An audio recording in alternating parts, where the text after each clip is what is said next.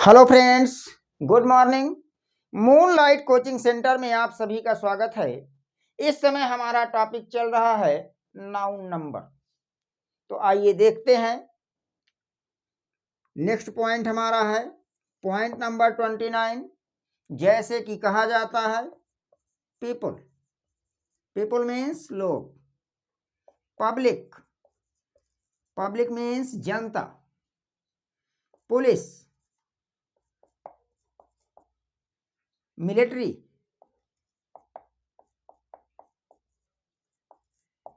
Military means होता है सेना। कैटल, कैटल मीन्स होता है जानवर या मवेशी। वर्मिन, वर्मिन मीन्स होता है फसल को नुकसान पहुंचाने वाले कीड़े मकोड़े।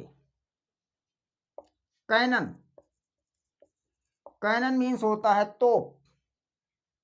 गवर्नमेंट, गवर्नमेंट मीन्स होता है सरकार।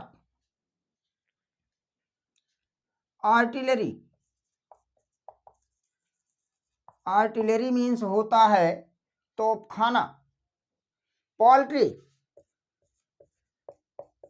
पोल्ट्री मीन्स होता है मुर्गी बाड़ा, जहां मुर्गी को पालते हैं। फॉल्क, फॉल्क मीन्स होता है लोग। क्लर्जी,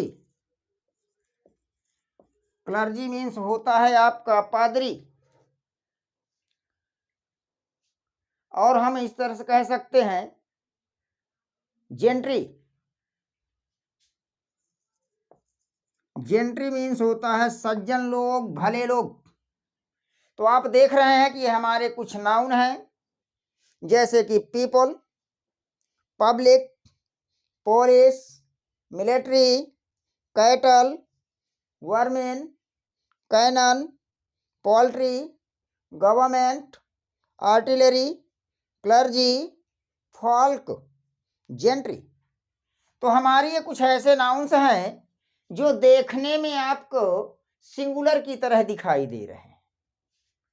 तो क्या कहा जा सकता है कि देखने में सिंगुलर प्रतीत होते हैं, देखने में सिंगुलर प्रतीत होते हैं, किंतु वास्तव में इनका प्रयोग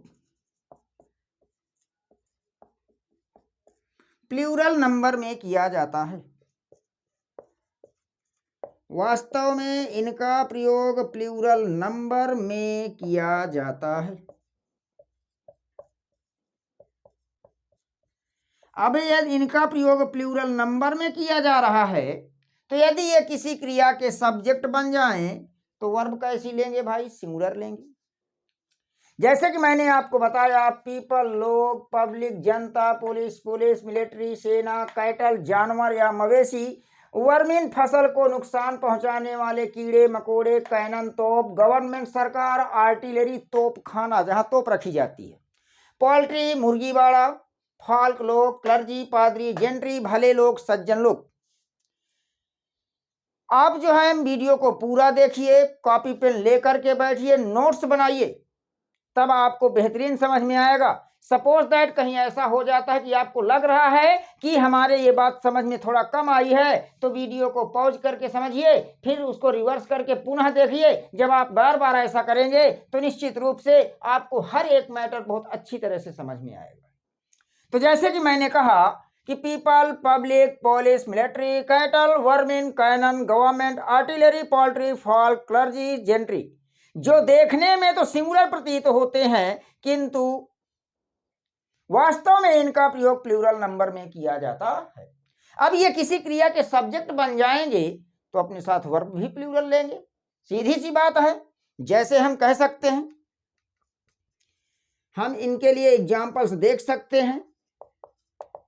जैसे कह दिया जाए cattle is grazing, cattle is grazing in the field.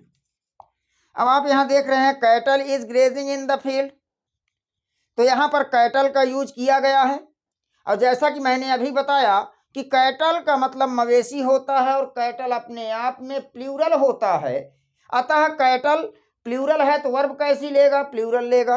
अतः यहां पर इज को रिमूव करके यदि आर कर दिया जाए तो सेंटेंस हमारा सही हो जाएगा।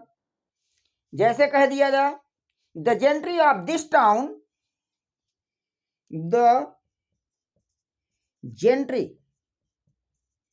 Of this town is not invited. कहा कि इस शहर के, इस नगर के भले लोगों को आमंत्रित नहीं किया गया।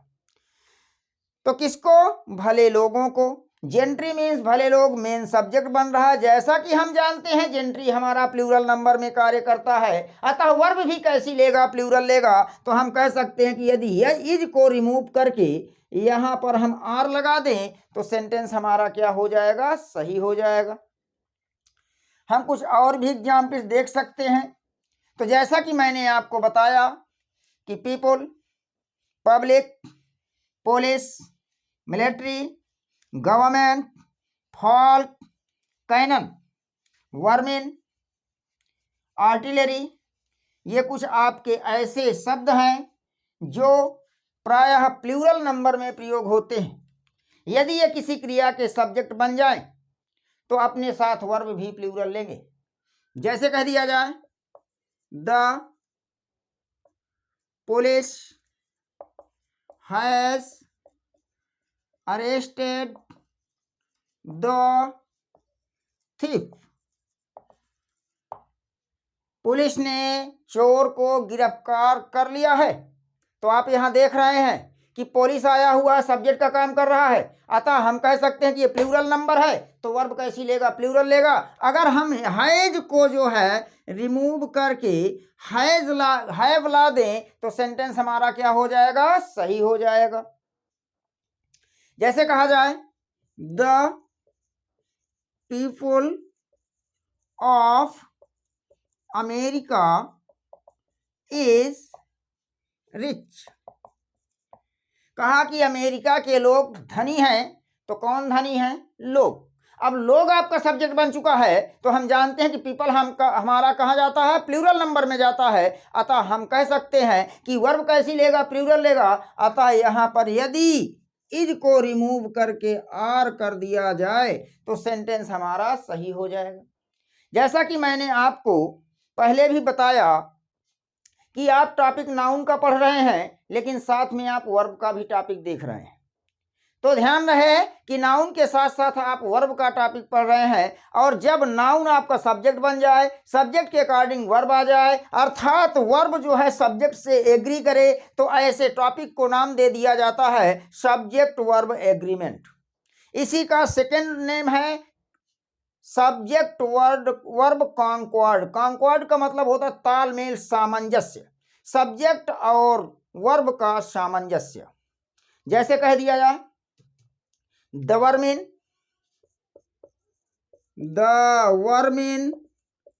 Has destroyed all the crops. The vermin has destroyed all the crops मतलब कीड़े मकोड़ों ने संपूर्ण फसल को बर्बाद कर दिया, नष्ट कर दिया। जैसा कि हम जानते हैं वर्मिन हमारा जो है प्लूरल नंबर में होता है, अतः वर्ब कैसी लेगा, प्लूरल लेगा। तो अगर हम यहाँ पर हैज को रिमूव कर दें, क्या ले आए, हैव ले आए, तो सेंटेंस हमारा क्या हो जाएगा, सही हो जाएगा।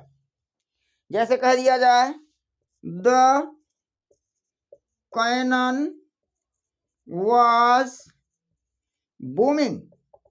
बूमिंग का मतलब होता है शोर मचाना। तो कैनन शोर मचा रही है, कैनन मीन्स होता है तोप।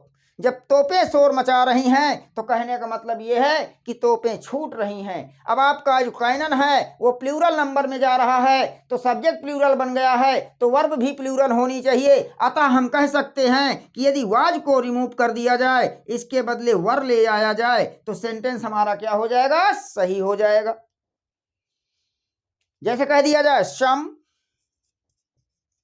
folk is never satisfied। जैसा कि हम जानते हैं फाल्क मीन्स क्या होता है? लोग। तो जब फाल्क मीन्स होता है लोग, तो यहां कहा गया कि कुछ लोग कभी संतुष्ट नहीं होते हैं। तो जब कुछ लोग कभी संतुष्ट ही नहीं होते हैं, तो ऐसी स्थिति में हम देख रहे हैं कि सम जो है, अगर इसके आगे कोई नाउन आ रहा है तो सम प्लूरल की तरह कार्य करता है, और यहाँ फाल्क नाउन आ रहा है। फाल्क अपने आप में क्या है? प्लूरल है, तो वर्ब कैसी लेगा? प्लूरल लेगा। अतः हम कह सकते हैं कि यदि इज को यहाँ से हटा दिया जाए और इज के बदले क्या लाया जाए? आर लाया जाए, तो सेंटेंस हमारा क्या हो जाएगा? सही हो जाएगा। हम और भी कुछ एग्जाम्पल्स देख सकते हैं। तो आप इस समय जो है नाउन पढ़ रहे हैं, नाउन में नाउन नंबर नामक टॉपिक पढ़ रहे हैं, जिसमें आपको यह बताया जा रहा है कि कौन सा नाउन सिंगुलर की तरह कार्य करता है, कौन सा नाउन प्लूरल की तरह कार्य करता है। यदि सब्जेक्ट बन जाए तो सिंगुलर सब्जेक्ट की तरह कार्य करेंगे तो सिंगुलर वर्ब लेंगे, प्लूरल सब्जेक्ट की तरह कार्य करेंगे तो प्लूरल सब्जेक्ट लेंगे, वर्ब लेंगे। जैसे कह दिया जाए the clergy is laborious। The clergy is laborious and the clergy is laborious and honest। Clergy means होता है पादरी। कहा कि पादरी जो है परिश्रमी और ईमानदार है।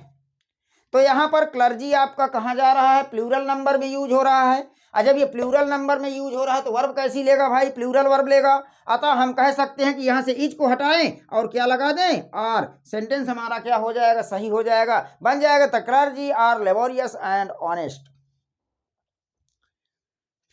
जैसे कह दिया जाए the gentry of this place, the gentry of this place is now poor.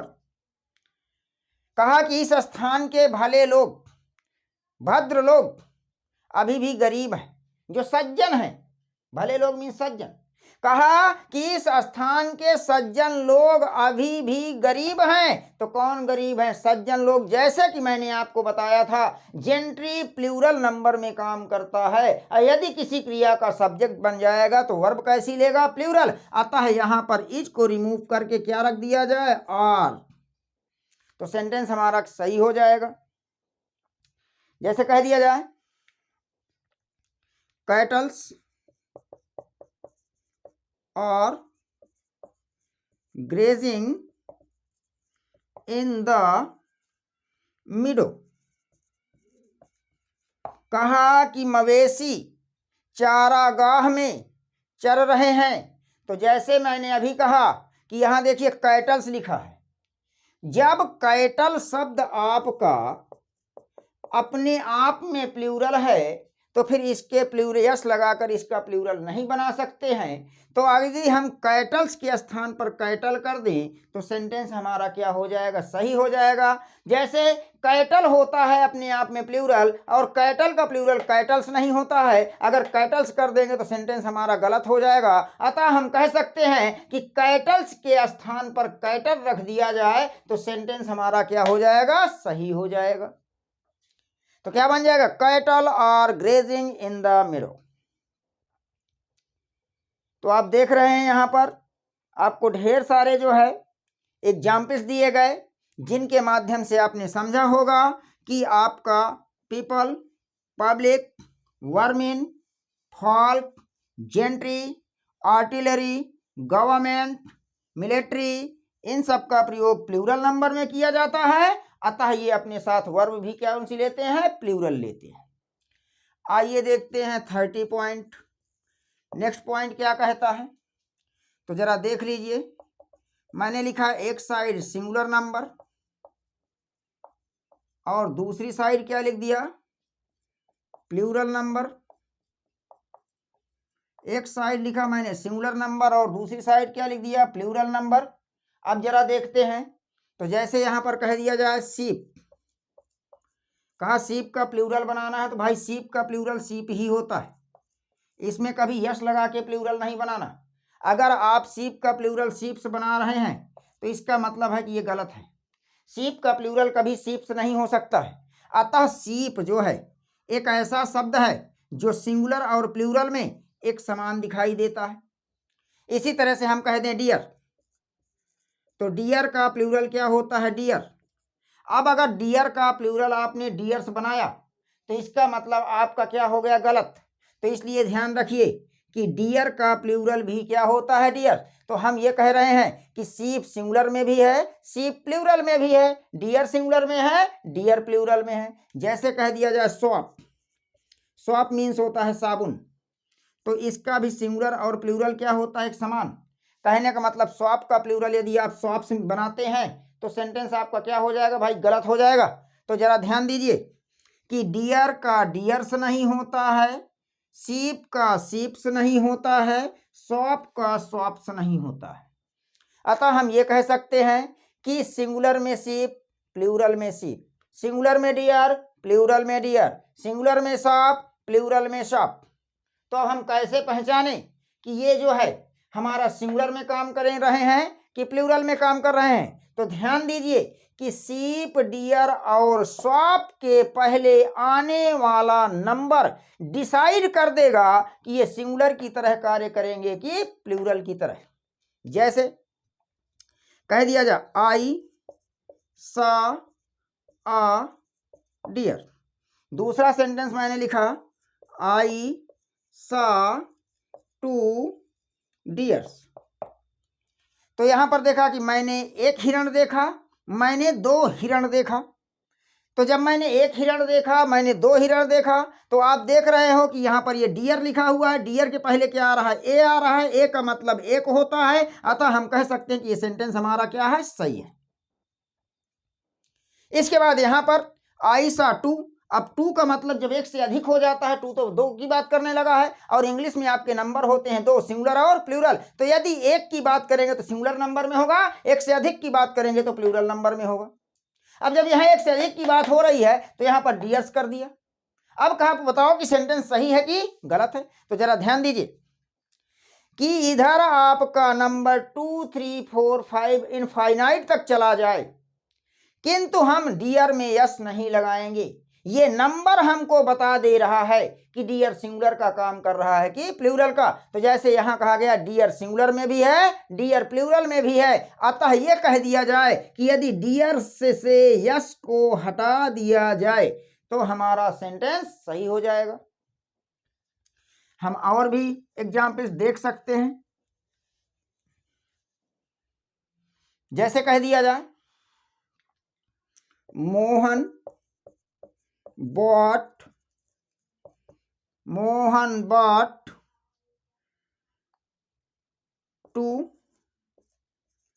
Dozen, Mohan bought 2 dozen soaps. अब यहां पर ध्यान दीजिएगा, मोहन बॉट 2 डजन सॉप्स लिखा है, कहा कि मोहन ने 2 दर्जन साबुन खरीदा।